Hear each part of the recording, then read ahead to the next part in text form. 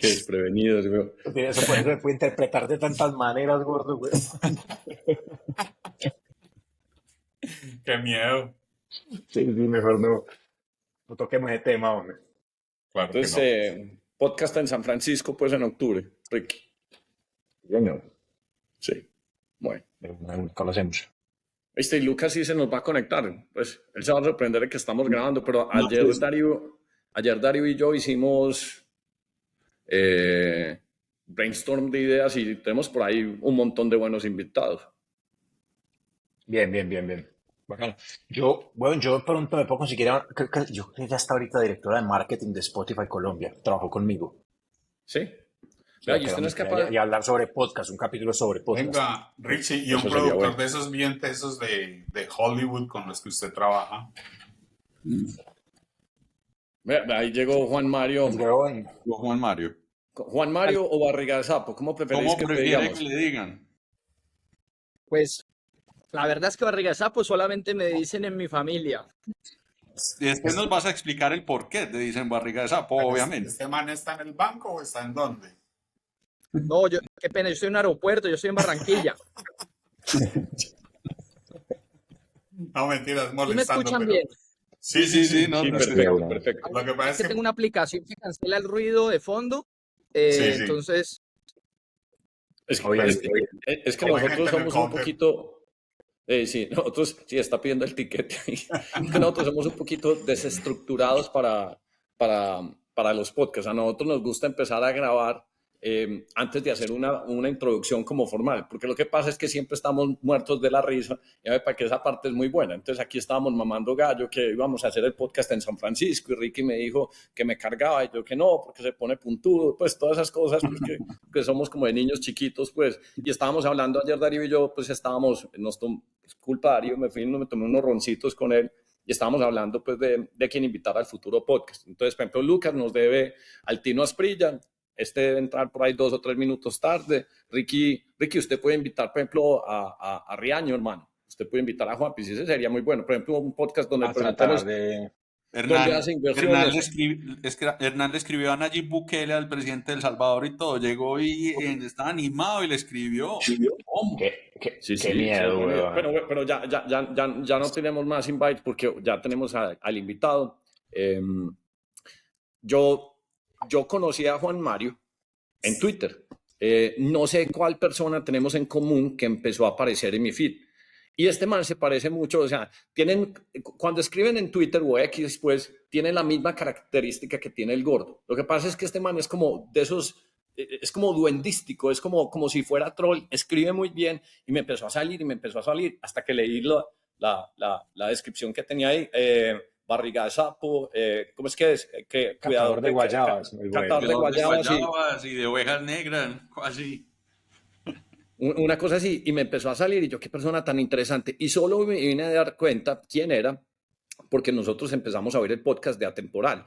Y entonces dije, uy, qué berraquera. Me pareció una nota, pues, el podcast que hiciste con Andrés Acevedo, buenísimo. Y entonces le empecé a decir a todo el mundo, oiga, sigan a este man. Ricky lo empezó a seguir, Darío empezó a seguir. O sea, para mí es una de las dos cuentas de Twitter que más entretenimiento me dan a mí, es la de este man y obviamente pues la del gordo. Lo que pasa es que el gordo pues sí es 100% mamagallista. Entonces ahorita en las descripciones vamos a dejar pues la cuenta de Twitter y esta cuenta pues la debería dejar todo el mundo pues anotado. De todas formas, pues una de las cosas que aprendí después es que Juan Mario es consultor y es de la escuela de Alejandro Salazar. Y yo no sé qué pasa en el mundo de los podcasts de nosotros, pues podcast de colombianos, que Alejandro Salazar es un éxito en todas partes que va. Entonces, el podcast más oído de nosotros en Spotify es con Alejandro Salazar. Entonces, yo no sé si es que nosotros, y creo que en el de Atemporal también es Alejandro Salazar. Bueno, puede que esté de segundo o tercero, pero está en los primeros. Entonces, yo no sé qué es lo que pasa en Colombia, que la palabra estrategia es una cosa, o la gente le da mucha curiosidad, o realmente pues nos gusta estudiar, aprender, entender qué es estrategia. Entonces me parece fabuloso pues que Juan Mario esté acá, que nos haga una introducción como del background, y yo después le voy a hacer un set de preguntas, pero que nos cuente pues por qué el elemento de estrategia es tan importante y causa tanto interés, y porque hay tantos fans de de Alejandro, de Eduardo y ahorita pues de él. Entonces, ¿por qué no arrancas contándonos un poquito de tu background, Juan Mario?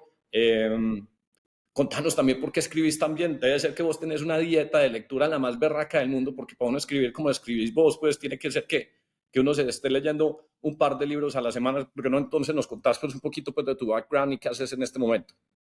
Dale, súper. No, pues primero que todo, muchas gracias por invitarme. Muy complacido de estar acá. Pues a ver, del lado de mi vida profesional, yo salí de ingeniería química en la Universidad de los Andes y por fortuna aterricé en el mundo de la estrategia.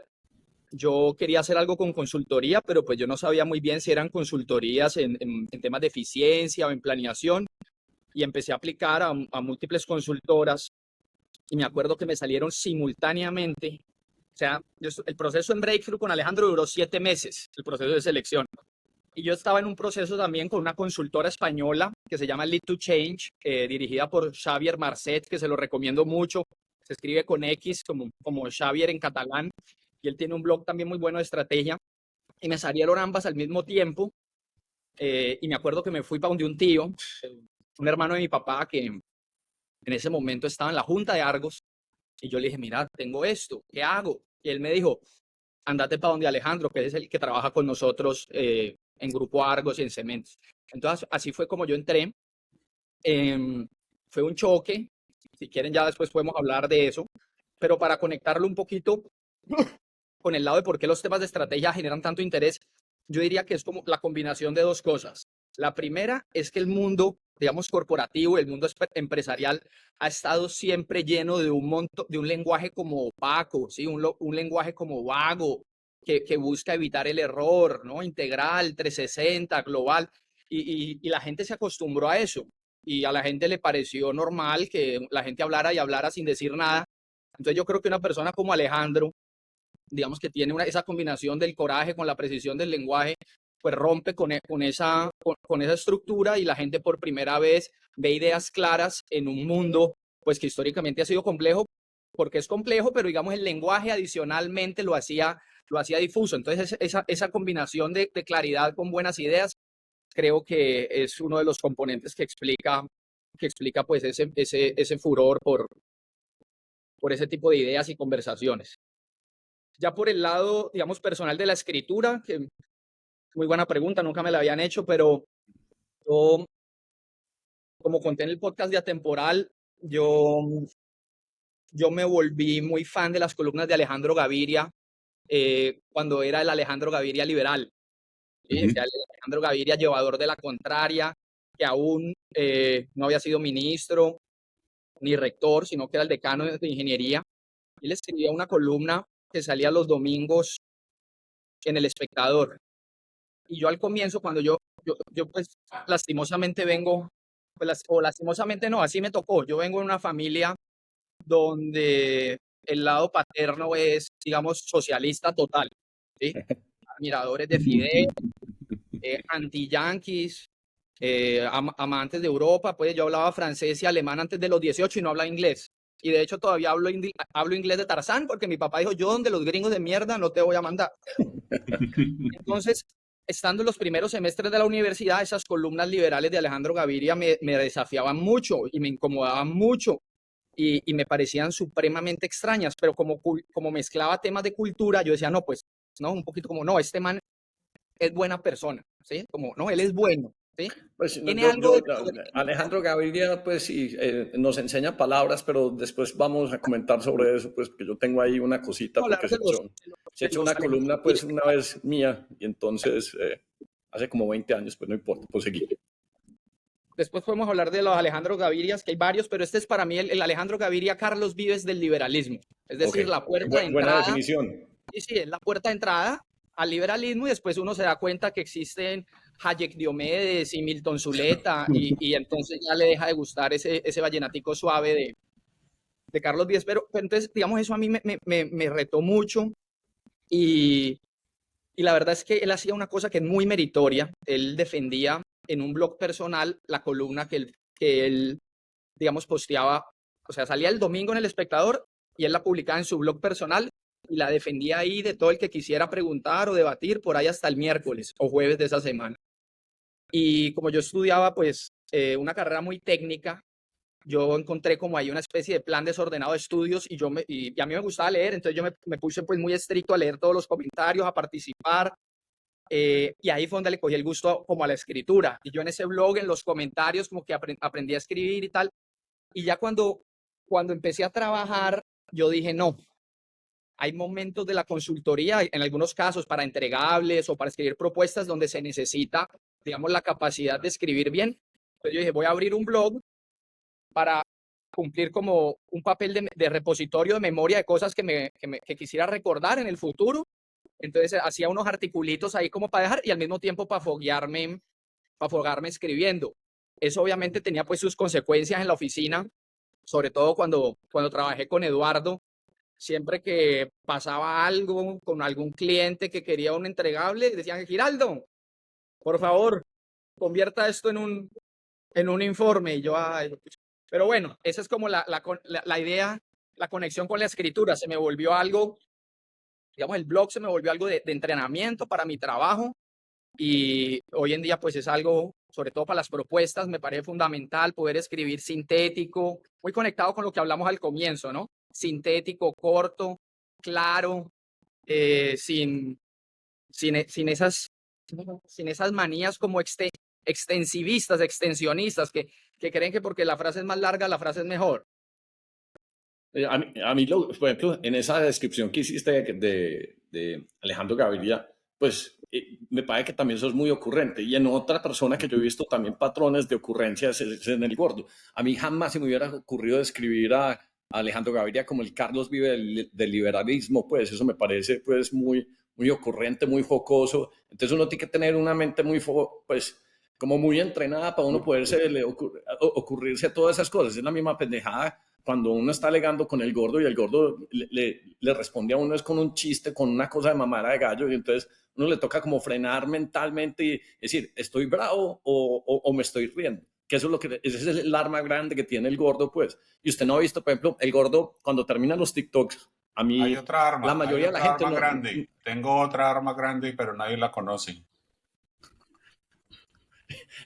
Déjela ahí, tranquilo, ahí, no prendemos no la cámara. confunde, déjela ahí. Juan Mario, Este vos fue... capítulo me gusta, Hernán en Guayabao le está declarando el amor al gordo, weón. Le- Salió Y mal. qué que mal pensar lo que que no le está... pasó hoy. Está Que haciendo pensar que, no mal. está durmiendo, que pensar que no está durmiendo acá. Es que el gordo Juan Mario es el que nos hace los TikTok y nosotros hemos crecido viralmente porque el gordo tiene muy buena capacidad de edición y además tiene muy buen humor. Entonces es un storyteller, que es una cosa pues que te iba a preguntar cuál es la diferencia, por ejemplo, de un Alejandro y un Eduardo. A mí Alejandro siempre me ha parecido que es mejor storyteller y Eduardo me parece que es como más quant. Pero vos que has trabajado con ellos, ¿cuál es tu apreciación de esos dos manes, pues de esos dos hermanos? Está buena la pregunta. No, a ver, yo creo que, digamos, si bien ambos se parecen, porque ambos respetan los mismos principios de estrategia, que vienen muy pues de la escuela porteriana de, y Roger Martiana, que es acerca de renunciar y las renuncias duras, construir una organización diferente. Digamos, si bien se parecen mucho, digamos, en los conceptos, en los principios, yo creo que sus estilos son diferentes. Alejandro es una persona mucho más sintética, ¿sí? Mucho más, digamos, comprometida con, con digamos, esto es una de las cosas que yo más le reconozco a él y ahora que miro en retrospectiva, yo digo, no, realmente sí se necesita mucho coraje para hacer eso, es darse cuenta que un consultor no es alguien que da consejos, ¿sí? Y entonces mientras más consejos le doy al cliente, mejor. No, un consultor realmente no es alguien, por lo menos en estrategia, porque si estrategia es renunciar, entonces un consultor no es alguien que da consejos, un consultor es aquel que logra revelar implicaciones. Entonces, para revelar esas implicaciones, vos lo que tenés que tener es, digamos, mucho deseo de claridad y es como cierta perversión para coger al cliente y decirle, mira, es que esta es la implicación. Bueno. Alejandro en eso, pues digamos, es imbatible y tiene también mucho que ver con su personalidad. De hecho, ya cuando yo pasé de trabajar con él a trabajar con Eduardo, en la oficina me pusieron a mí el remoquete del yihadista. Me decían, vos sos muy muy yihadista de los principios. Yo les decía, pues yo no lo hago por juicioso, yo lo hago es por perezoso, porque si nosotros logramos revelar bien las implicaciones, pues nos ahorramos un montón de tiempo y de cosas. Entonces, Eduardo es un poquito, no es que no laxo en eso, sino es un poquito más profundo con las cosas, ¿sí? A él le gusta entrar como más a fondo, como conectar con otras lecturas. Esas serían como las diferencias que yo te diría. Alejandro no es un tipo que se preocupe mucho por, digamos, lo que uno podría decir adicional de la implicación. Y Eduardo sí te la describe, te muestra, te lleva. Alejandro sabe que, digamos, que el 80% está en la síntesis y ya después el cliente encontrará su camino. Alejandro es, venga, yo respondo por la implicación y que el cliente encuentre su camino. Eduardo sí está un poquito más como yo te acompaño al cliente en el camino y eso, digamos, está bien. Ahora, hay clientes que necesitan los dos, hay clientes que necesitan solo uno. Pero digamos, lo importante son los principios, que uno sepa. Estrategias acerca de renuncias difíciles y bien hechas, pues no cualquier renuncia. Yo antes de que se vuelva más, digamos, más seria la conversación, necesito entender por qué te dicen barriga de sapo. Bueno, cuando yo nací, yo soy el primero de 2 hijos, yo tengo una hermana, yo soy el mayor. Cuenta la leyenda, cuenta mi papá que me estaban cambiando el pañal, así bebé recién nacido, y entonces se me desparramaba la barriga como para los lados, formando un círculo muy perfecto, muy de color blanco. Entonces mi papá me puso barriga de sapo y todo el mundo me dice así en la familia. No sé, ay, güey, madre. Está Entonces yo lo está usé buen aquí apodo. porque me pareció una buena forma de, pues no es un troll, ni es un engaño, pero sí es una buena forma como de esquivar mucho hate. Y de despistar, Sí, se y la gente no despista el sabe bien enemigo si, bastante. sí, y la gente no sabe bien si yo estoy mamando gallo o es en serio o esto es una máquina. Entonces siempre me ahorra mucho problema. Sí, es un Barriga de buen, sapo me suena a Rabo de Ají, también al hermano de Alejandro Pascual. Me Pascual. suena como a ese nombre, se dice, ¿quién está detrás de esto? Detrás de este tag. Es bacano. sí, es Claro que bastante el tuyo tiene historia personal. Yo no sé si el de Pascual Gaviria tenga, que el papá le haya dicho rabo de ají por una historia con el rabo de ají, no creo. O Sí, pero espero que no. sí, es ha muy sido buena otro, historia. Pascual ha sido otro de mis grandes referentes en escritura. Yo me leo todas sus columnas desde hace años, Bacano. los artículos. Muy bueno. Sí, Pascual es bacano. Pues yo Oíste, no qué lo conozco interesante, personalmente, pues pero escribe muy chévere. qué interesante que tengas como toda esa disciplina y pues y que si esa gente pues que casi todos nosotros conocemos y entonces me parece pues que ese entrenamiento mental que tenés pues te hace muy interesante. Esta mañana habías tuiteado algo de Petro y yo inclusive lo retuiteé porque me pareció muy acertado lo que habías comentado. Y vos lo haces desde ese punto que vuelvo y digo, uno no sabe si estás serio o estás mamando gallo, entonces no tiene uno, digamos, que esas bodegas en ese modo de respuesta, como se dice, saturadora, donde todo el mundo quiere simplemente aniquilar la idea, pero la tuya es presentada de tal forma que se queda ahí y la gente no sabe cómo contrarrestarlo. En ese sentido y desde el punto de vista, digamos, que humor o ocurrente que vos lo haces, ¿cuál es la lectura tuya de este gobierno? Pues yo creo que vos habías puesto, no sé si fuiste vos o alguien, básicamente, pues que lo que había pronosticado Alejandro Gaviria, que básicamente Petro se iba a autodestruir. ¿Cuál es como tu lectura en este momento, pues como del actual gobierno desde el punto de vista de barriga de sapo? Sí, mira, de lo general a lo particular, yo creo que hay algo anterior al gobierno y es, digamos, el deseo humano de gobernar a los demás, ¿sí? De controlarle la vida a los demás. Esto es algo que ha venido ocurriendo desde tiempos inmemoriales. Digamos, si uno estudia, por ejemplo, la rebelión de los anabaptistas de Münster, se da cuenta que hubo marxismo antes de Marx, ¿sí? Entonces, a mí lo que me interesa más es esa relación, sobre todo en el ámbito intelectual, entre quienes, digamos, quieren tener una discusión honesta y genuina sobre la prosperidad y de dónde nace, y sobre quienes están ejerciendo un ejercicio de manipulación. Esa es otra cosa que hay que darse cuenta rápido. Es decir, nosotros estamos ante un ejercicio de manipulación y el socialismo es eso. Y las cruzadas por la igualdad son eso. Es una manipulación, ¿sí? Una intimidación contra aquellos que se destacan. Entonces ya cuando uno se da cuenta de eso, yo lo descubrí pues por las malas en grupos familiares y cosas que yo me daba cuenta que los que tenían, digamos, ideas contrarias a las ideas de la libertad disfrutaban mucho solo con que uno se pusiera serio.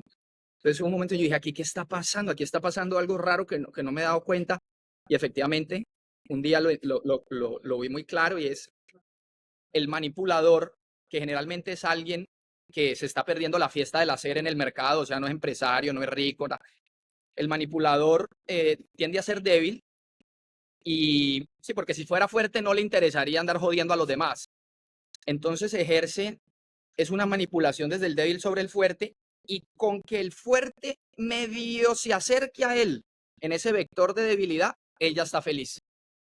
¿Sí? Y eso para responderte la primera parte es, esto es un ejercicio, ¿sí? Como estamos en un ejercicio de manipulación por parte de los débiles, no se trata solo de tener la razón, sino de mostrar fortaleza. En el momento en que vos el argumento, como dicen los gringos, become argumentative. En el momento que you become argumentative, ya perdiste. No mostras fortaleza.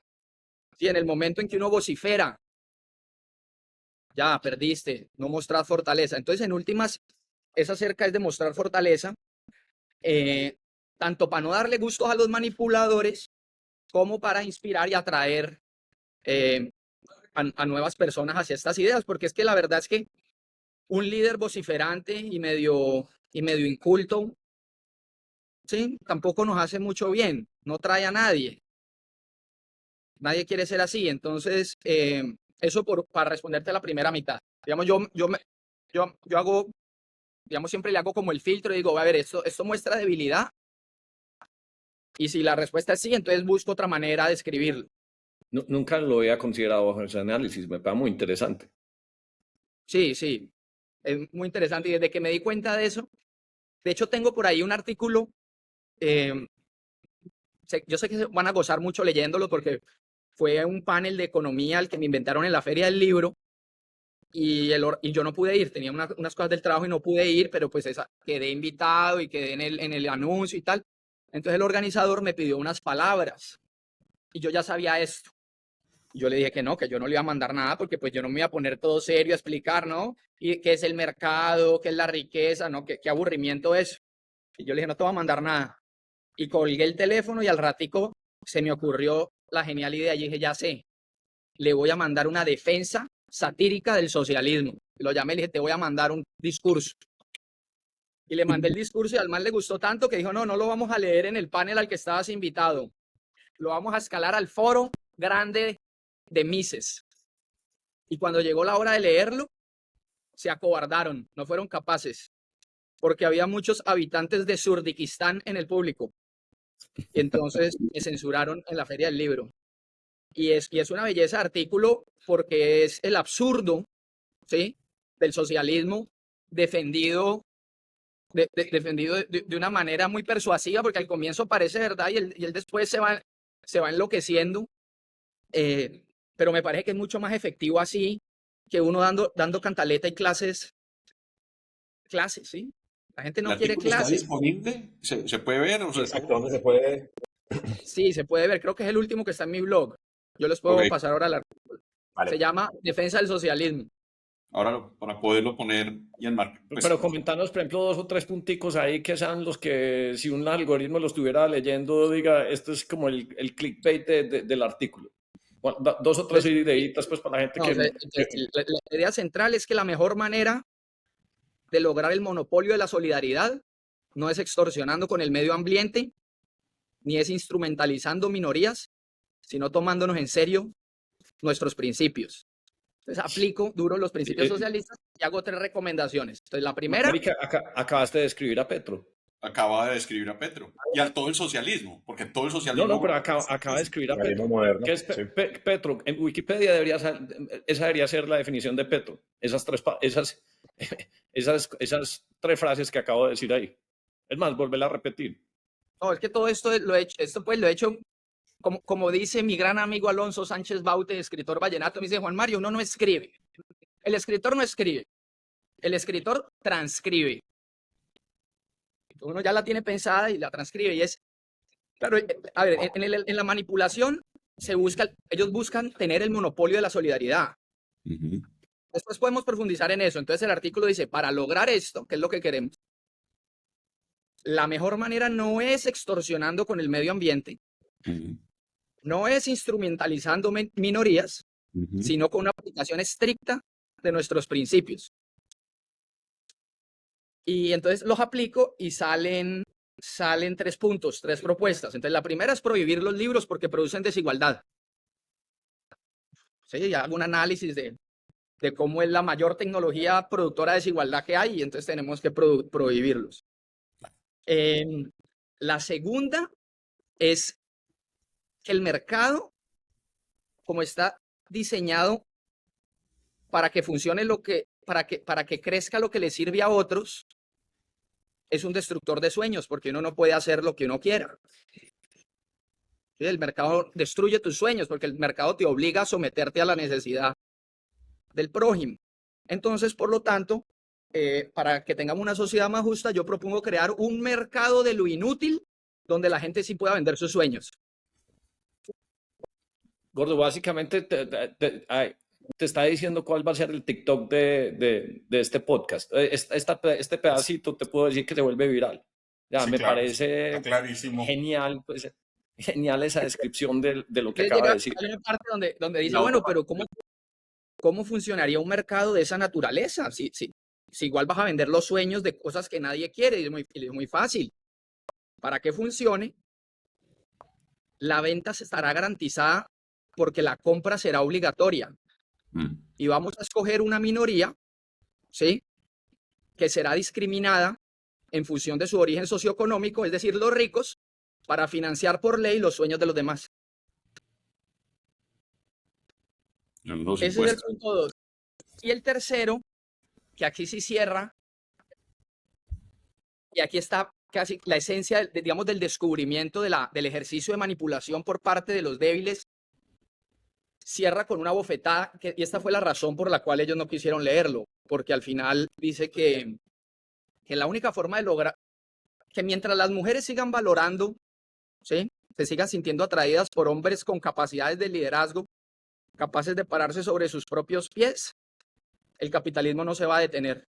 Que lo que necesitamos es un verdadero cambio histórico en el amor, haciendo una modificación genética No jodas. del ser humano para que los nuevos galanes sean los triunfadores asintomáticos.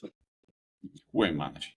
O sea, Y acá- una cosa sí, ahí, es un juego de Venga, palabras o con la sea, escuela. No, eso es una tras otra, y al final dice que para que por fin los intelectuales históricamente excluidos por el sobrepeso puedan No. retomar el lugar que Platón siempre nos dio al decir que la figura más perfecta del universo era la esfera. Wow. ¿Esto lo escribiste? No, ¿Cuánto tiempo tiene esto?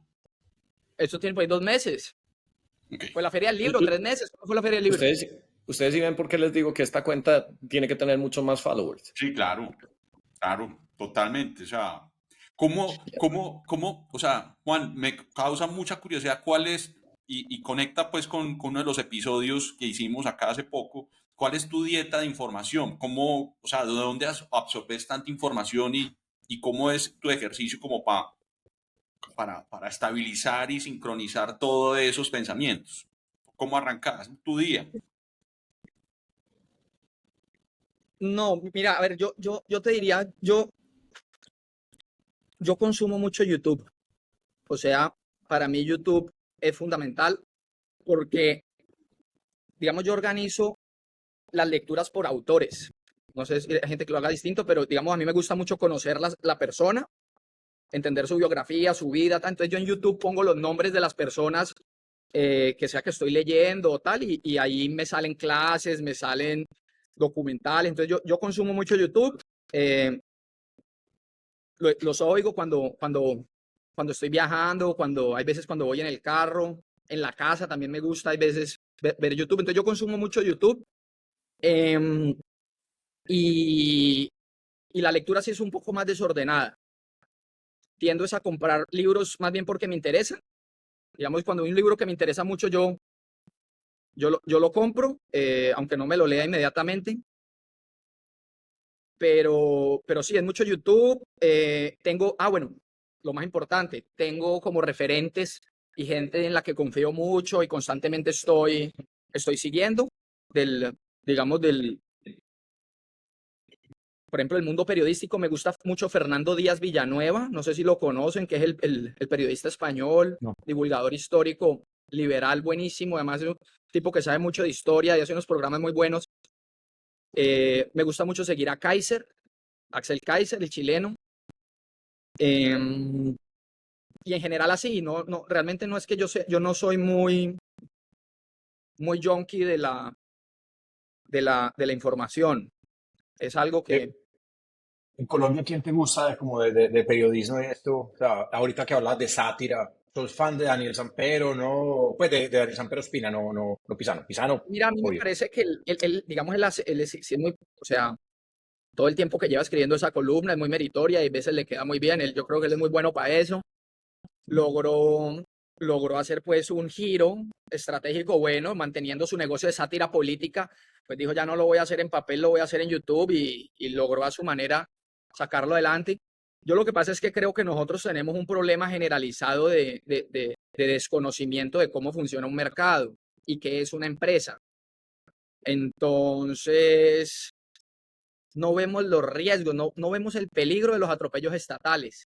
Y como la mayor parte de la población no es empresaria y siente que que el progreso es como algo que está como garantizado, que el tiempo pasa, pues si el tiempo pasa y cada vez los carros son mejores, y el tiempo pasa y cada vez los teléfonos son mejores, pues subamos los impuestos, que igual el tiempo va a seguir pasando. Entonces hay algo así. Yo realmente,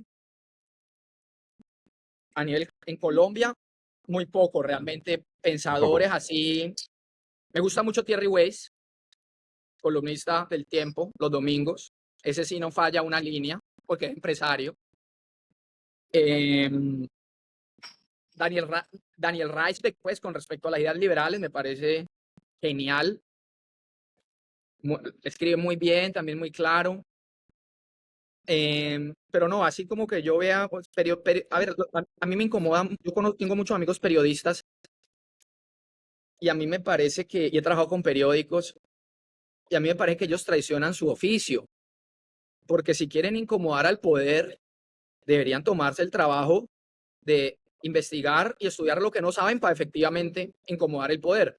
Pero como ese conocimiento para incomodar al poder aumenta la libertad del individuo y hace argumentos pro mercado, entonces ellos ahí se ven en una encerrona tremenda, porque entonces yo voy a convertirme en un profeta neoliberal, en un predicador de la libertad. No puedo hacer eso. Entonces entra en una tensión entre la verdad y la vanidad, y casi siempre les gana la vanidad. Bien, bien, Bien bien. curioso. Sí, de Antes de acuerdo. hacerte una pregunta, pues nuevamente, pues de estrategia, pues que digamos, el tema central de este podcast es barriga del sapo, pues no es tanto estrategia, sino que, porque en eso habías hablado. Me da mucha curiosidad tratar de entender, por ejemplo, qué estás pensando vos crees que simplemente estamos en un ciclo. Pues ahorita hacíamos un mini análisis de qué es lo que pasa con este gobierno, y vos hiciste una perfecta descripción de qué es Petro. Simplemente, como todos los países digamos que del continente, estamos pasando por ciclos donde digamos que estamos en la derecha, nos vamos para la izquierda, y simplemente somos como un péndulo, como estilo Brasil, que estaba Bolsonaro, Lula, y después se va a devolver, o es simplemente, y yo creo que hasta es veces bueno, pues que esté Petro, para que todo el mundo diga, no, es que la izquierda nunca estuvo en el poder y entonces ahorita están. Entonces después de que están, entonces simplemente es un ciclo en el que estamos en este momento. ¿O qué opinas al respecto? Mira, yo creo que cuando uno habla del ciclo y del péndulo, todas esas son, digamos, manifestaciones de algo subyacente, ¿sí? En la realidad no hay pues ninguna bola de metal moviéndose, ni aplica la ley de la gravedad para las ideas. Y como yo lo veo es, en política, digamos, si uno quiere hacer estrategia política, necesita una definición de ganar, como en cualquier, digamos, dominio donde quiera uno hacer estrategia, tiene que preguntarse qué es ganar, porque la esencia de la estrategia es ganar. O sea, la estrategia se acerca de ganar y si la estrategia no sirve para ganar, entonces no es estrategia. Entonces la pregunta de qué es ganar en política, yo creo que mi ley lo ha mostrado muy bien. Ganar en política o el liderazgo en política es el liderar la conversación de una cosmovisión, ¿sí? Ganar es liderar la conversación en una cosmovisión, una manera de ver el mundo. Entonces, como casi todos somos socialdemócratas o son socialdemócratas, pues en Colombia, vos lo que ves siempre es una disputa por el liderazgo de la conversación dentro de esa cosmovisión socialdemócrata. Entonces se quitan la batuta, ¿no? Que Uribe, ¿no? Que el otro, pero siguen siendo socialdemócratas. Entonces, lo que pasa con Milei, por ejemplo, es que él no te está disputando ningún liderazgo de la conversación socialdemócrata. Él te está llevando, a ver, a los que ya la conocíamos, pues digamos, nos llama la atención ver a alguien hablando de eso. Y a los que no la conocían, pues los está llevando a la cosmovisión del autogobierno pacífico. Entonces, cuando a vos te llevan a la cosmovisión del autogobierno pacífico y te muestran cómo funciona ese mundo ahí, ¿no? Ese es un voto que tiene muchísima adherencia. Vos no se lo puedes quitar fácilmente porque están literalmente en otra forma de ver el mundo. Hay unas reglas ahí, hay cosas que tienen valor, que no tienen valor. Entonces, lo que yo creo es que nosotros tenemos un exceso, digamos, de oferta política en cosmovisiones que tienen el Estado como protagonista. ¿Sí? La socialdemocracia tiene el Estado. La democracia liberal también tiene el Estado y el mismo liberalismo también tiene el Estado. Y eso del autogobierno pacífico, ¿cómo es? ¿Cómo es esa interpretación? Me dejaste ahí como, porque yo estoy siguiendo Sí, mucho a mi ley sí, y el autogobierno pacífico es, digamos, la ausencia de una autoridad central para, para gobernar a la gente. Digamos, es que a mí me parece que quedó muy mal bautizado por el que se le inventó, que es Murray Rothbard. Lo llamó anarquismo. Pero sí, que significa no, anárquico quiere decir sin poder central, que es como han surgido un montón de instituciones que nosotros conocemos. Por ejemplo, el español. ¿Quién se inventó el español? No, el español no se lo inventó nadie. Después Nebrija trató de poner unas reglas, pero el español no lo inventó nadie. El bimetalismo, el dinero con oro y plata, no se lo inventó nadie. Entonces esos surgimientos espontáneos, esos órdenes espontáneos aplican también para la forma en que los seres humanos formamos capital, acumulamos inversión y también cómo gestionamos nuestras diferencias. Entonces Milei es el rey del anarquismo. O sea, él es anarcocapitalista o libertario, como lo quieran llamar. Y una vez lleva a alguien a esa visión, ya olvida, o sea, ahí no aplica el péndulo. Ya el péndulo se quedó pegado, porque para vos quitarle ese voto le tenés que volver a cambiar la forma de ver el mundo y es una forma de ver el mundo que está muy bien fundamentada. Entonces, yo lo que creo es que nosotros, digamos, estamos enfermos de estatismo. Es que es verdad, estamos absolutamente enfermos de estatismo y lo más grave es que no nos importa. Cojan a cualquier conocido, amigo de ustedes que sea investigador, académico, intelectual y muéstrenle el datico de Francia a ver cómo reacciona. Yo siempre lo pruebo y la gente es como si uno como si hubiera dado un dato más. Cuando uno mira el gasto estatal francés, o sea, cuánto gasta el Estado, que obviamente como el Estado no crea riqueza, porque si el Estado creara riqueza nos pagaría dividendos a los ciudadanos, el Estado para poder gastar la tiene que sacar de otro lado. tiene que extraerlo, tiene que absorber previamente esa riqueza de otro lado. Ustedes saben, el gasto estatal francés, del Estado francés, cada año, ¿qué porcentaje del PIB total de la economía representa? No, no lo sé. ¿Cuánto creen? Hoy, Más grande que el de Idea. Argentina o menor. No, lo que pasa es que el de Argentina ya el de Argentina depende cómo uno lo mida. Ok. Por ahí el 70%. Más o menos, 63%.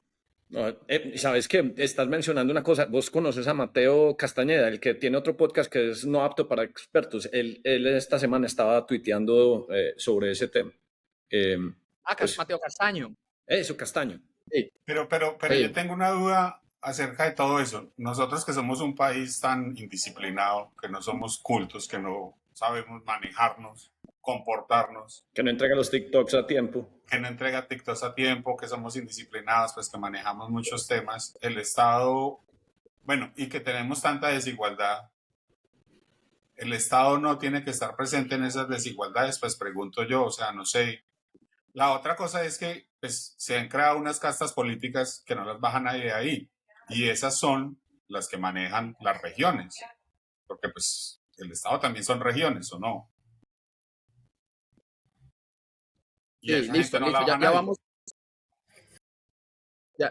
Ya vamos, ya entramos, ya entro con eso.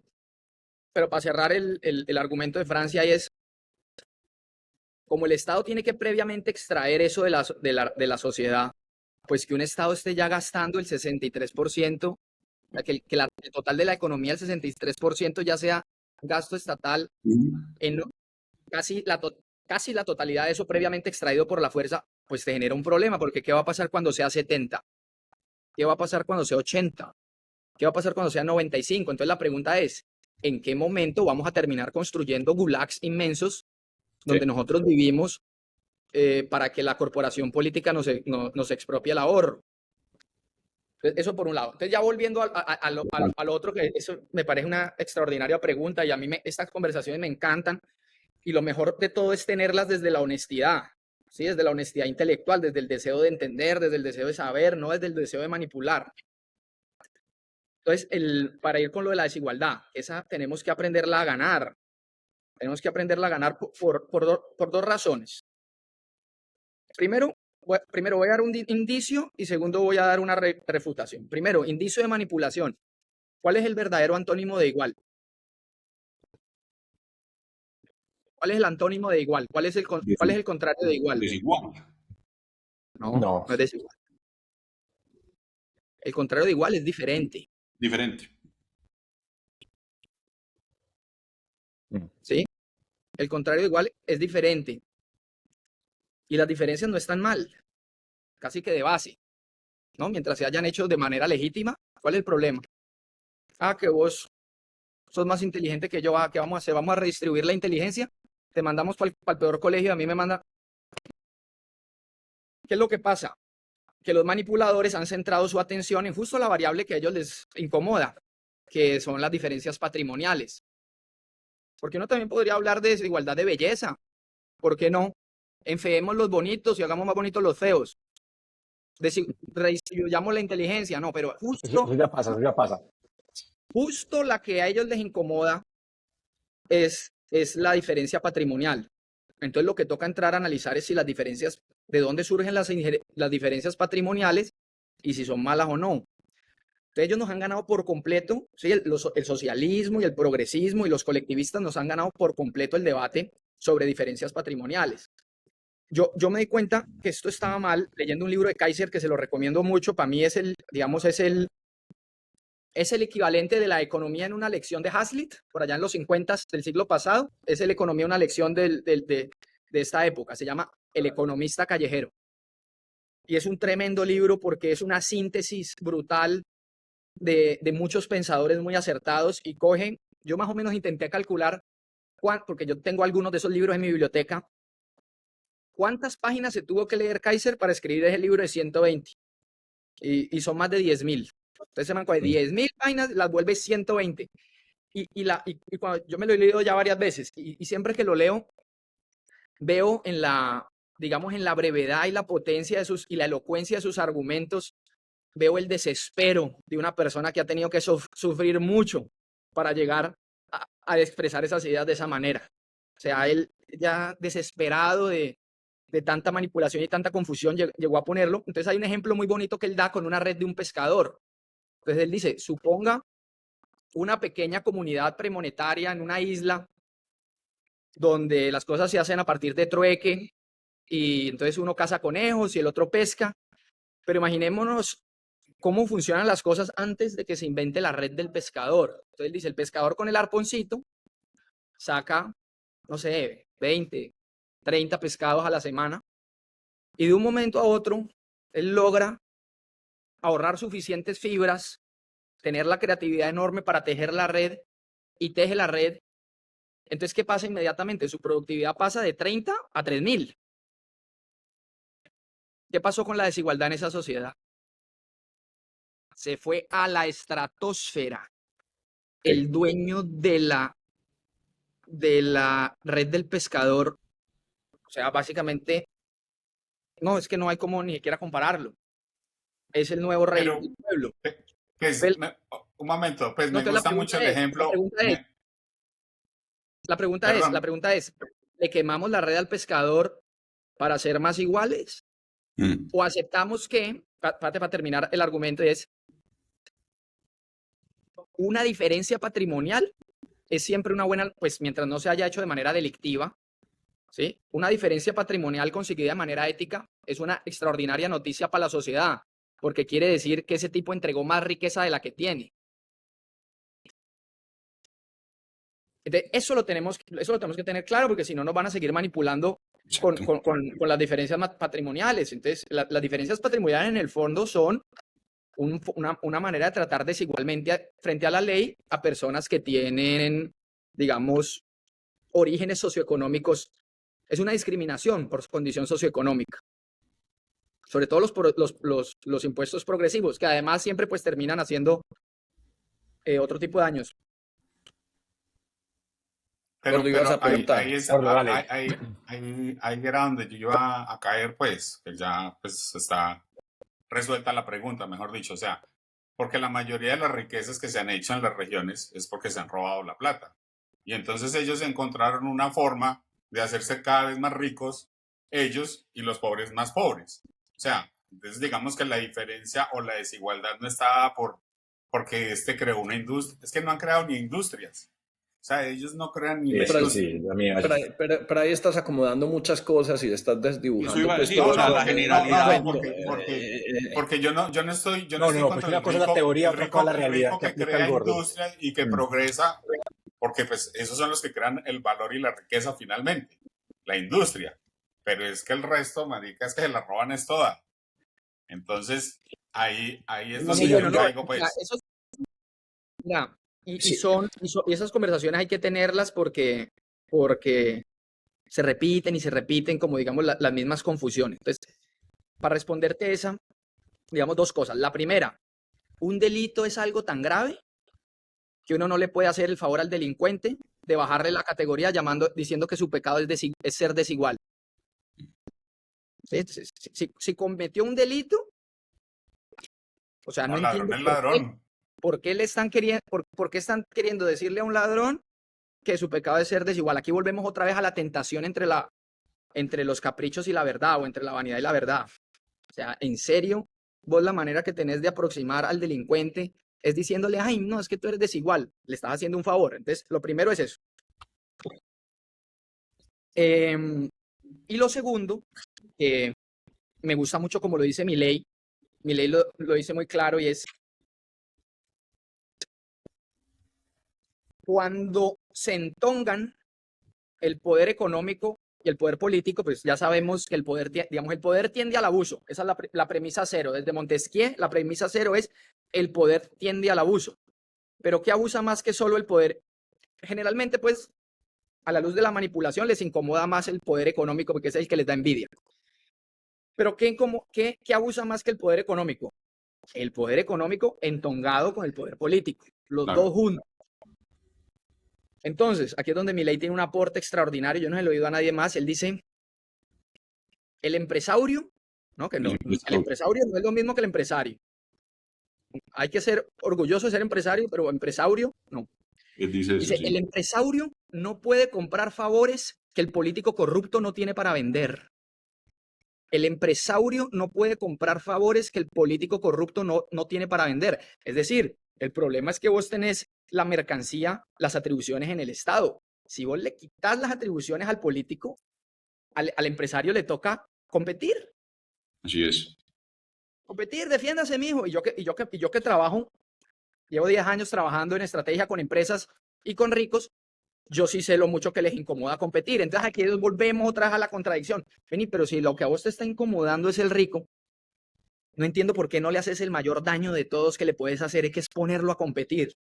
Y no, y la izquierda volvemos otra vez a la vanidad, porque les tocaría hacer una defensa del mercado y eso afectaría su estética.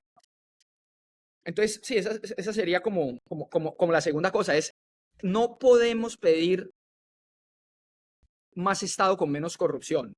Sí, es una pasión por la cuadratura del círculo. Nos encanta. Esto nos fascina el Estado no corrupto. Sí. Empresarios, ¿no? Libre empresa sin desigualdades. O sea, es como... Sí, no, eso todo nace de una mente que quiere organizar el mundo a partir de unas premisas a priori, ¿no? Igualdad de género, 50-50 en las juntas directivas. Pero vení, eso es lo que a vos te gusta, pero la realidad va a producir otras cosas. Es como una cosa que yo siempre vivo alegando esa pendejada. Y no, que es que tiene que ser 50 y 50. ¿Usted sabe cuál es la proporción de personas que ven en este podcast? Es que no puede ser 50 y 50 porque es que la estadística no está ahí. 97% de las personas que ven este podcast son hombres. Yo tengo un canal de física, química y matemáticas con 5.000 videos y genera por ahí 1.5, 2 millones de views mensuales. Adivine cuál es la proporción de hombres y mujeres estudiando matemáticas en ese canal, que es gratis, entre otras cosas, para que no digan pues, que la limitante ya está en YouTube. Es 80% hombres, 20% mujeres. Sí, a las mujeres les interesa otras cosas. ¿Qué hacer? No, es que, a ver... Sí, no, sí, u otro contenido de matemáticas, que no sea Otras cosas distintas. que no es generalizar ahí, sí. El coseno y el espontáneos seno. tienen eso.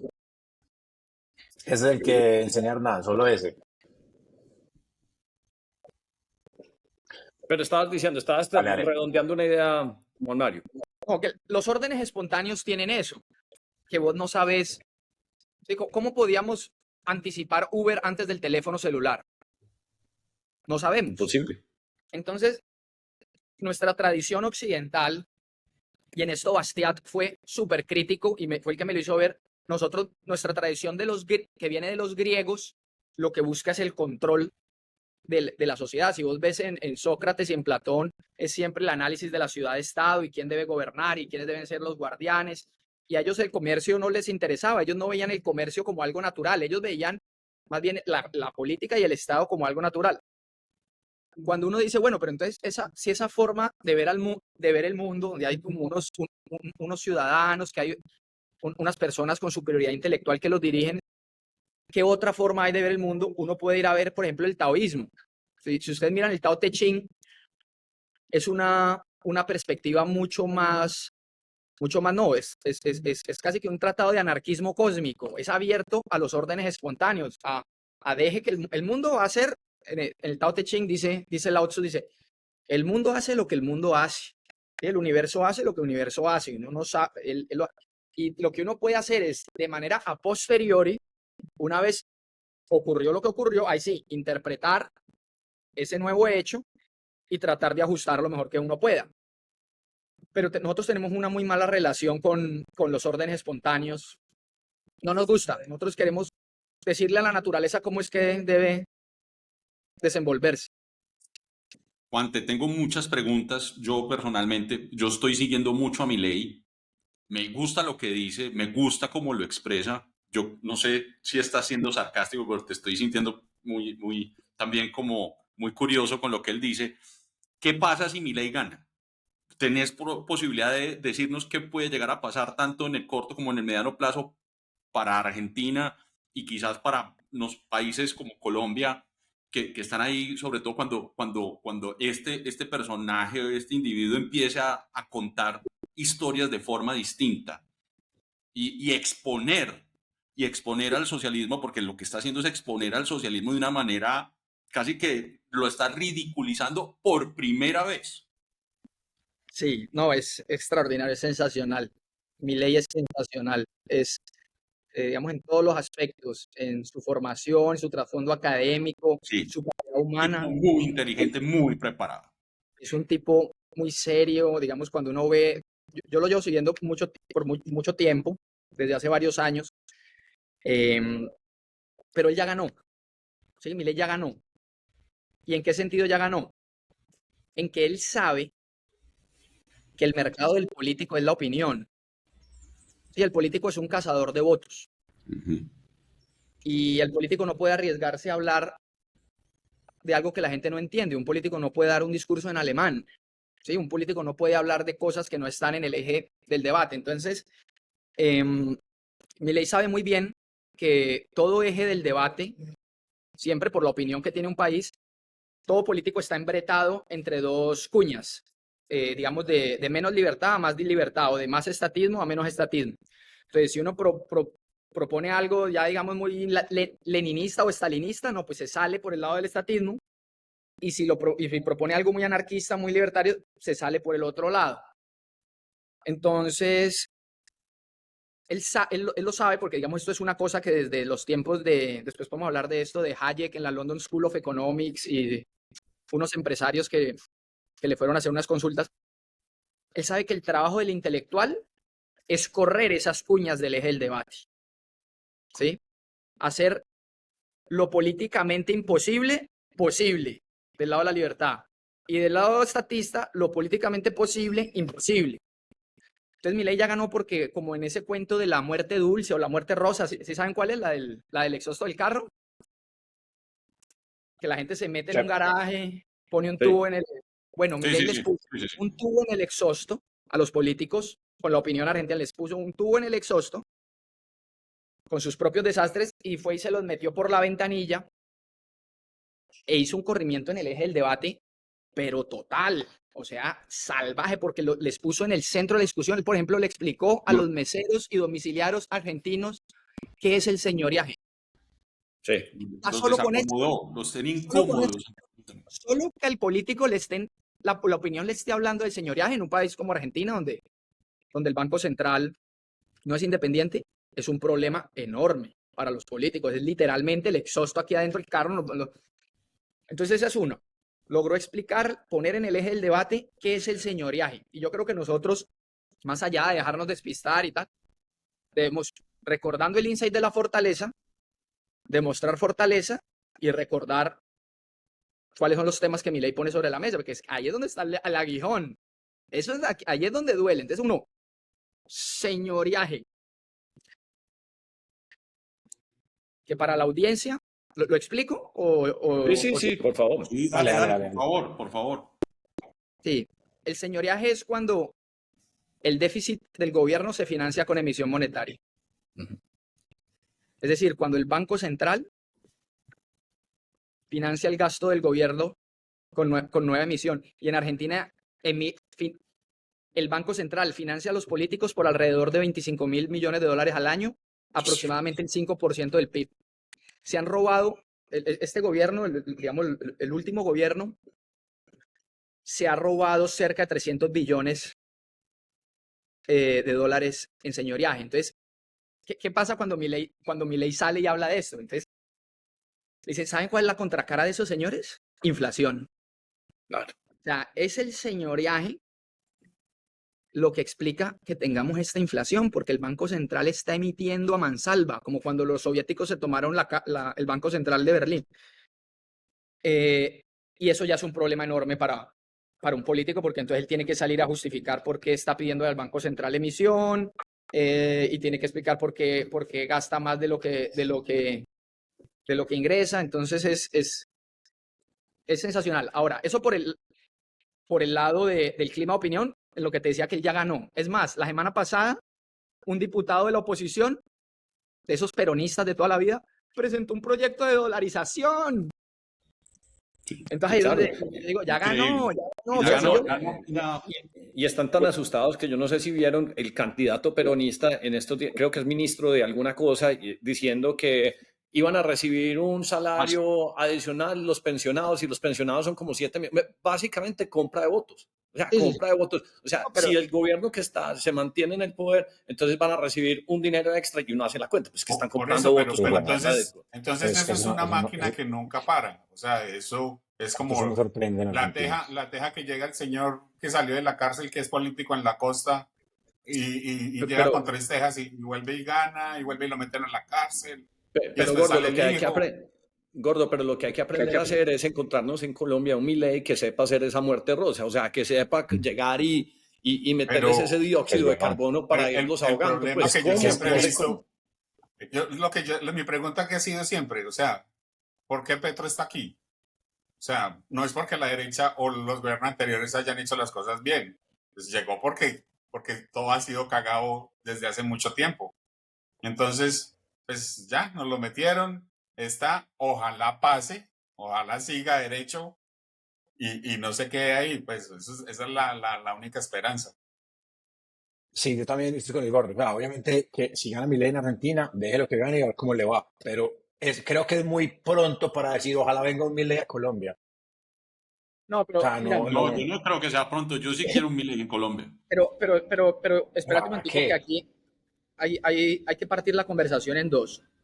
Una es el clima de opinión, lo que se dice, lo que se habla, ¿sí? Lo que la gente entiende, que esa es la demanda del político, ese es su mercado, la opinión.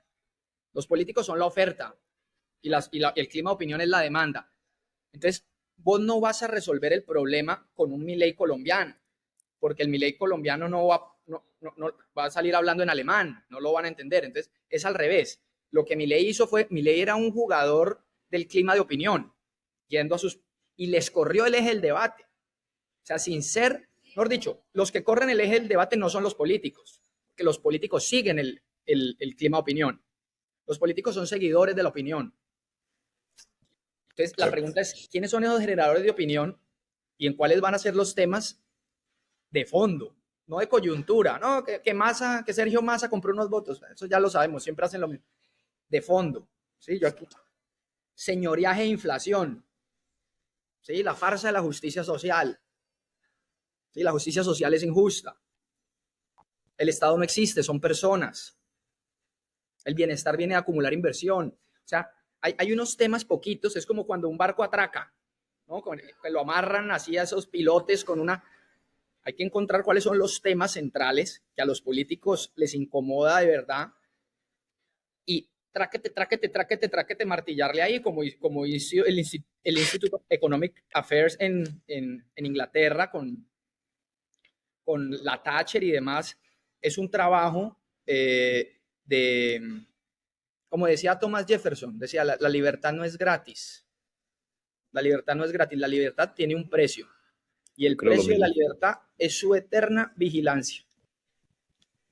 ¿Sí? Y esa vigilancia se hace en el clima de opinión. Lo que la Ya, gente no, de habla, acuerdo, de lo que la acuerdo. gente entiende. Y Pero ¿no después te parece que, la oferta política se generará, o aunque no se genere, los políticos, mejor dicho, cuando la gente pida locura, los políticos ofrecerán locura. Pero si una sociedad, sus élites, sus formadores de opinión y demás, dejan que la gente pida locura, no se preocupen que los políticos ofrecerán locura. pero no te parece que todo está muy a nivel de discurso? O sea, todo es muy a nivel de discurso. O sea, que está bien, obviamente necesitas un discurso para romper para la que seas vos, para mover el eje de la discusión. Pero todo, me parece que todo es, o sea, que Milei lo puedes comparar con otro populista, socialista, y está hablando de lo que la gente quiere oír, le está diciendo a la gente lo que la gente quiere ver. Puede que sea verdad o puede que no, puede que la logre, puede que no la logre, pero me parece que todo está muy a nivel de discurso todavía. Entonces, como que me parece que ese fanatismo, como voltearse tan rápido como hacia esos extremos, no sé si esa sea la solución. Por eso digo, ojalá que haya allá y ojalá exploren con él, a ver cómo les va. Lo que decía el gordo aquí, Petro está haciendo eso en Colombia. Petro le está diciendo a la gente que votó esta mamá y que con ese discurso lo ganó. Vea, así estoy y no le está funcionando. Y me parece perfecto. Ya después veremos qué pasa. Argentina puede que necesite eso, no tengo ni idea, tampoco es que sea pues no conozco mucho del tema político en Argentina, pero me parece que ¿Ustedes es saben qué muy porcentaje, discurso ustedes saben qué populista también. porcentaje, ustedes saben qué porcentaje de los colombianos se quieren ir? Según Gallup, la última. Bueno, Se han ido ya 500.000 desde Petro. No, pero ¿cuánta gente quiere ir de Colombia? Va el 20, 40, 30%. 49%. Ah, Puta. juepucha. Puta. Es un desastre. Es un Entonces aquí es desastre. donde yo digo, pero no, de Pero acuerdo, eso ha sido desde los No, pero 70, exacto, desde los 70 están exactamente, migrando pues la vaya gente. iba yo, eso no, No, Sí, No es hermano, verdad. huevón, vos eso no, desde, eso no No es es verdad. verdad.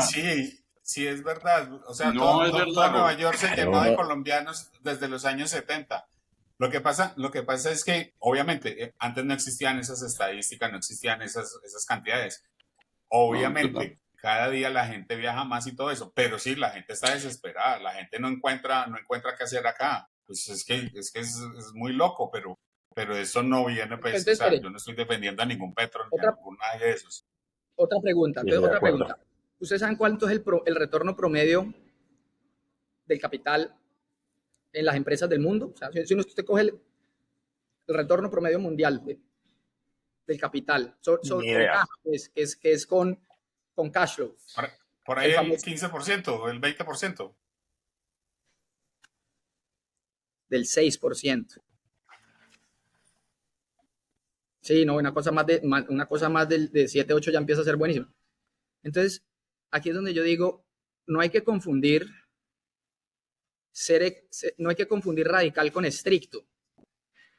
Radical y estricto son dos cosas muy distintas. Entonces, si yo sé que las oportunidades nacen de la inversión y que los salarios reales solo aumentan gracias a la inversión, porque es la tasa de la capitalización la que, al aumentar la productividad, tener más abundancia de productos y demandar más empleo, es la que aumenta salarios reales. Y yo sé que ese sistema es muy frágil porque solamente retorna el 6%. Y estoy en un país con 50% de pobres donde la mitad de la gente se quiere ir. ¿De verdad vamos a llamar radical estar a favor de la inversión? Es que es ridículo, es realmente lo estricto. El bienestar nace de la inversión. ¿Ya? ¿Qué más? No, el bienestar nace de la inversión. Es imposible ser pro bienestar anti inversión. Imposible. No se puede. No ¿sí? se puede. Yo, por ejemplo, desconfío de todos los políticos que no sepan manejar una chequera, pagar bien una tarjeta de crédito o hayan montado un buen negocio, porque crean unas cosas que son muy, muy, muy perversas. Por ejemplo, una de las cosas que más preocupado me tiene, si me preguntan de las cosas que he visto en Petro, que me parece escandalosa es, y Juan Mario pues seguro lo ha visto, es pues esto que está proponiendo ahí a los jóvenes, vamos a entregarles X cantidad de subsidios porque no matan. Que eso pues es conocido como el efecto cobra. En la India hace mucho tiempo había una infestación de cobras y el gobierno dijo, oiga, por cada cobra que traigan muertas yo les voy a pagar plata. Entonces los hindúes eventualmente se dieron cuenta que lo que tenían que hacer era criar cobras para que el gobierno les diera plata. Y cuando se presenta una cosa así como tan perversa, a mí me parece que ya todo está descarrilado, porque es que ya nada tiene sentido. O sea, es como, ¿para qué hacer empresas si uno puede empezar a hacer cosas malas porque le van a pagar por eso? Es que cuando el delincuente lo quieren igualar, como mencionaba ahorita Juan Mario, pues entonces es muy Es que, difícil pues como proceder. Hernán, yo creo una cosa, es que los políticos encontraron que subsidiando todo, o sea, todo empezó que familias en acción, que guardabosques, que familias no sé qué, que el niño si se más, que la que lacta, que la que no lactó, que la que va a abortar. Cuando los gobiernos encontraron que dando plata a todas las comunidades más necesitadas, ahí se montaron en los negocios y ya, entonces todo es plata Pero no para es ellos. solo eso, por eso es que uno necesita mi ley explicando qué es el señoreaje para Por poder eso, entender por qué no se debe Exacto. hacer todas esas otras cosas. los gobiernos no se dedicaron a gobernar ni a crear inversión ni a buscar nada, sino a mantener un pueblo ahí enchonchado, huevón. Digo yo, pues. Pero entonces, Juan Mario, entonces, fuera pues, brindar más información y digamos que compartir espacios así, ¿cómo hace uno para imprimirle a la gente que eso que están proponiendo, por ejemplo, de efectos perversos son cosas que realmente no van a beneficiar a nadie en el largo plazo? Pues es muy difícil educar pues, a una población. Mira, ¿Qué harías vos? yo creo que el metro cuadrado a mí me gusta mucho esta idea, se la escuché a un argentino, la idea del metro cuadrado.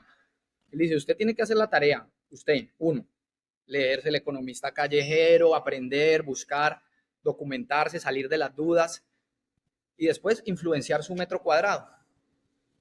Sí, esto que estamos haciendo aquí, este es mi metro cuadrado. Conversar, discutir la cosa y en ese ejercicio cada uno, porque si uno no tiene intereses, digamos, llamémoslo así, intereses técnicos. A mí, por ejemplo, a mí me encanta leer de teoría monetaria y de historia de los bancos, me fascina, yo puedo leer de eso en vacaciones. Viste, perdona, el avión te va a dejar porque estás en el aeropuerto. ¿Cuánto tiempo tenés? No, yo ya llegué, estoy esperando, ni les digo a quién estoy esperando. Estoy esperando que No, acabe pues esta mierda. ya nos vas a tener ¿Qué que te toca decir? Ya le toca Sofía decir. Vergara. Vamos a ver si aparece. No, a Eduardo. Ah, qué bien.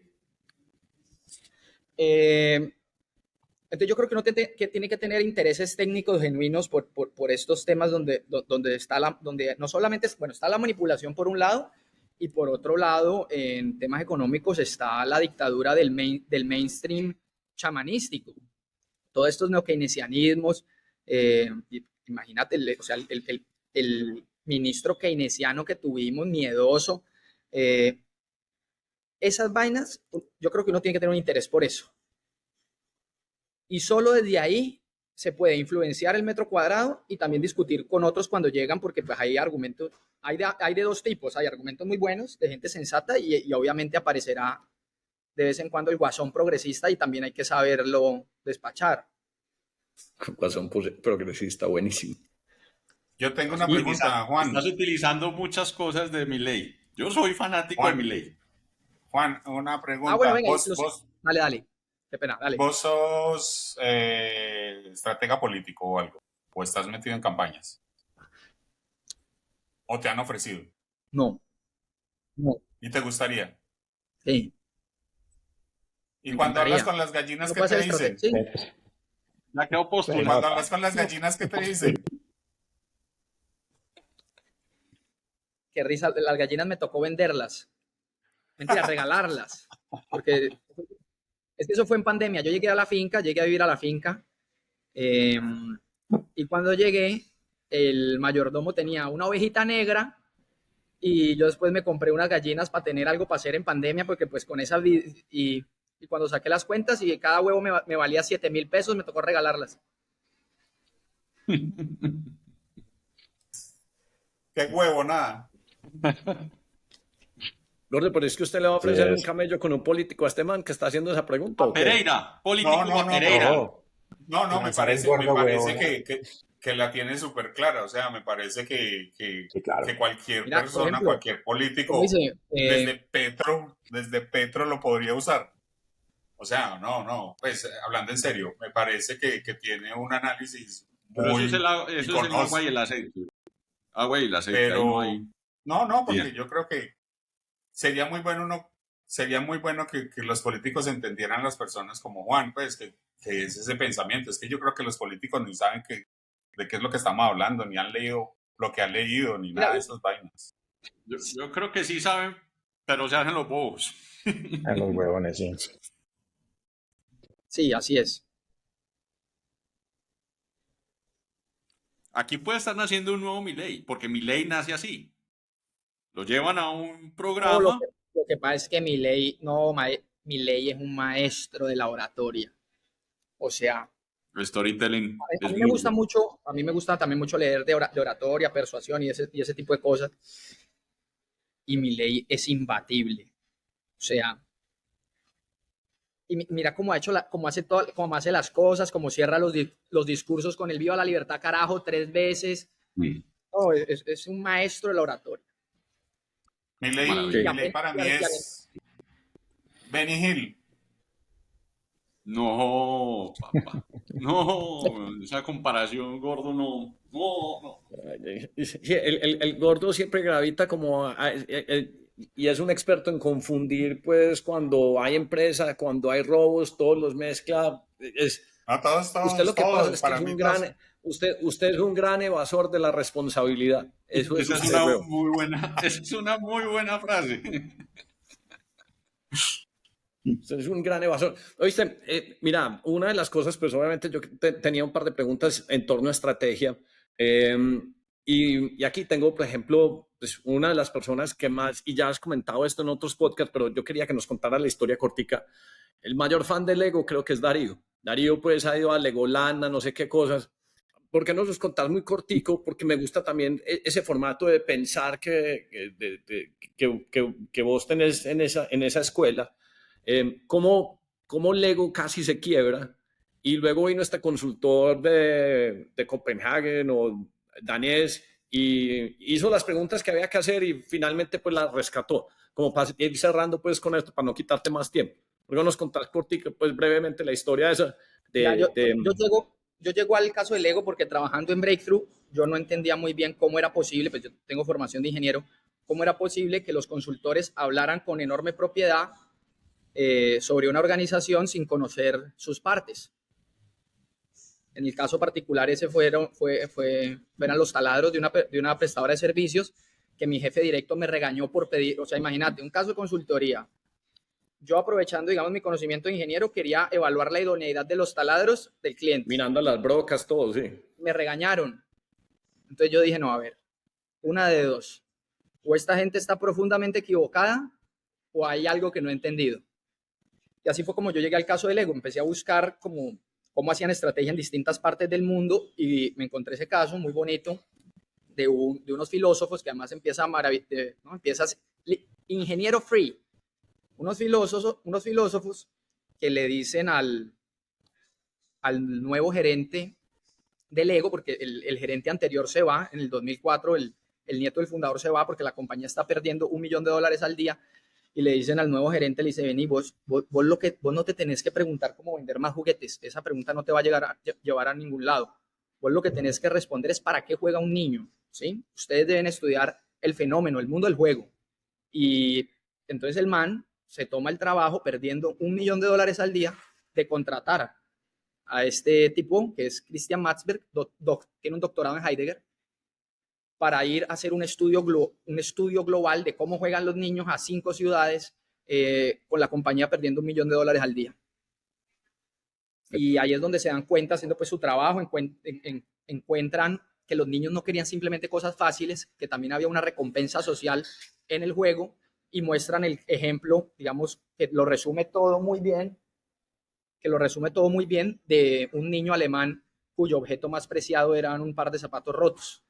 Entonces se dan cuenta que el negocio era totalmente... Ven que te quieren saludar. Vean, les tengo un analista que contraté. Un analista de verdad, de los de verdad. ¿Qué pasa, don Eduardo? ¿Cómo estás? Las cosas. Un gusto, Eduardo, un placer. ¿Qué es de la vida de ustedes? ¿Cómo van?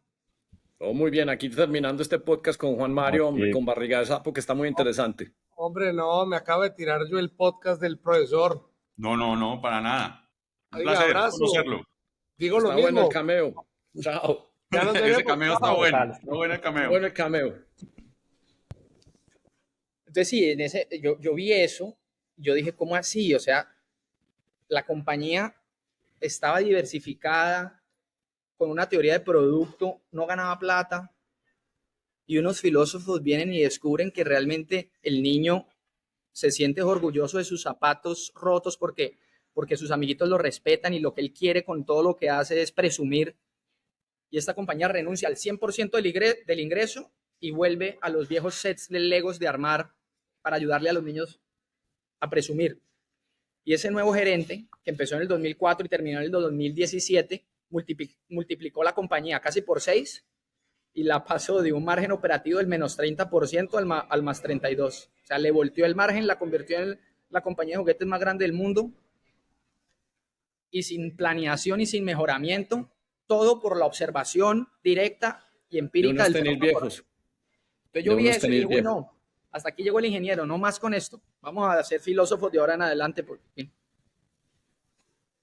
Me parece brutal y yo creo que con eso ya podemos cerrar porque pues ya llegaron por él, para no quitarle más tiempo a Barriga de Sapo, a Juan Mario Giraldo. Viste, muy interesante esa sátira del socialismo. Muy bien. Pues me la pasaste Muy buena. bien para compartirlo porque yo creo que todos nos lo vamos a leer. Obviamente Sí. voy a compartir tu LinkedIn, pero a mí me parece pues la única cosa que te quedas cortico es que deberías tuitear más. Porque es que cuando vos tuiteas, o sea, nos haces reír, nos educas y nos pones a pensar. Entonces, me parece buenísimo y ojalá lo hagas con un poquito más de frecuencia, porque realmente aprendimos y conocimiento como el tuyo, pues es el conocimiento que hay que distribuir y compartir. Esa idea de este argentino del metro cuadrado es una cosa en la que yo siempre he creído. Yo creo que vos y yo alguna vez cruzamos tweets en una cosa porque vos compartiste una columna de un tipo que, no sé, algo, ¿cómo es que se llama? El que canta en Puerto Rico, la canción del aguacate, ¿cómo es que se llama este? No sé, pero el man hizo Presidente. pues, no, sí, Calle 13, pero El era como presidente. una radiografía de conseguir plata y que le enseñó el reggaetón y vos y yo coincidimos en que la columna era buena, pero yo lo único que estaba diciendo es que el medio de distribución es malísimo porque La República y Portafolio no lo lee absolutamente nadie, digamos que de estas generaciones. Nuestras generaciones consumen TikTok, con Instagram Reels, entonces aquí es donde tiene que salir este conocimiento. Y yo he creído que cuando el conocimiento se distribuye bajo los medios que realmente la gente consume, entonces uno puede empezar a equilibrar esa pelea donde otros nos tienen secuestrados, pues, donde el discurso populista nos secuestró y las redes sociales son muy buenas, pues, para este tipo de consumo. Entonces me parece genial y deberías aumentar, o sea, multiplicarlo por 5.